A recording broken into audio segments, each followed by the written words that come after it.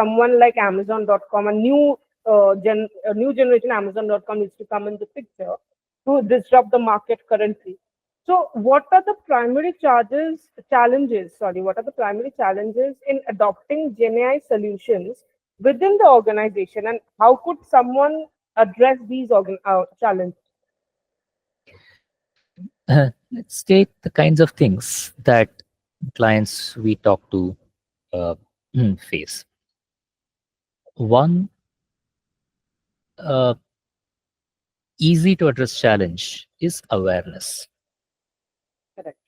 Ask somebody why aren't you adopting GenAI? The real answer is I don't even know what GenAI can do, let alone Right. use it in a practical use case.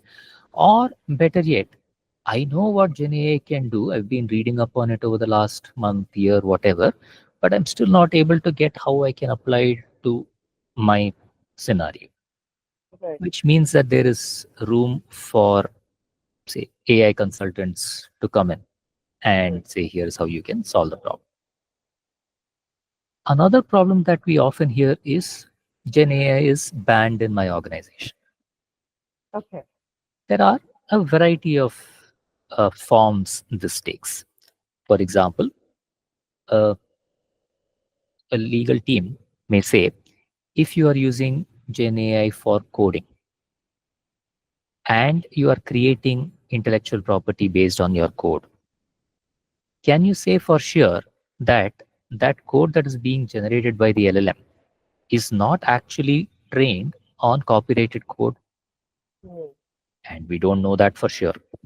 So make sure that our IP is protected by disallowing any AI-based coding tools, in which case we can safely say all of our code is written by our own team.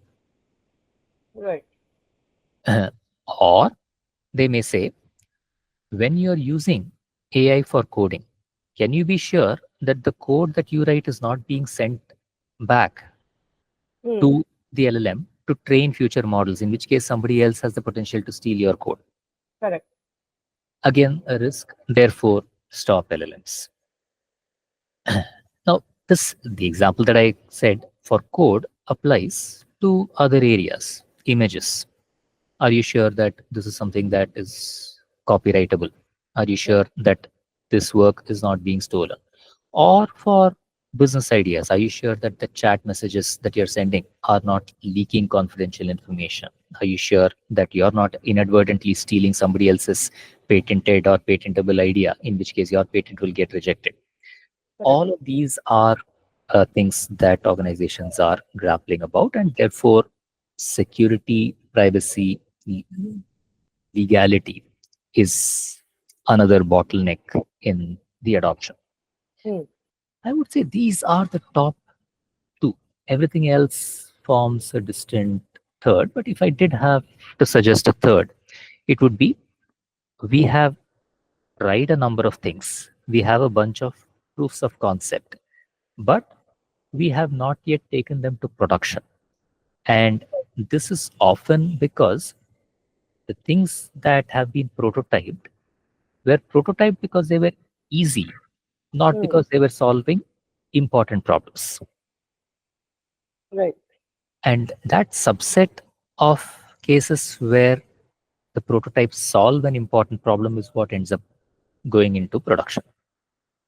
But I call this a distant third because not many people reach the stage. And when they do, overcoming this as a hurdle is usually not difficult. It is simply focus and prioritize on the valuable use cases.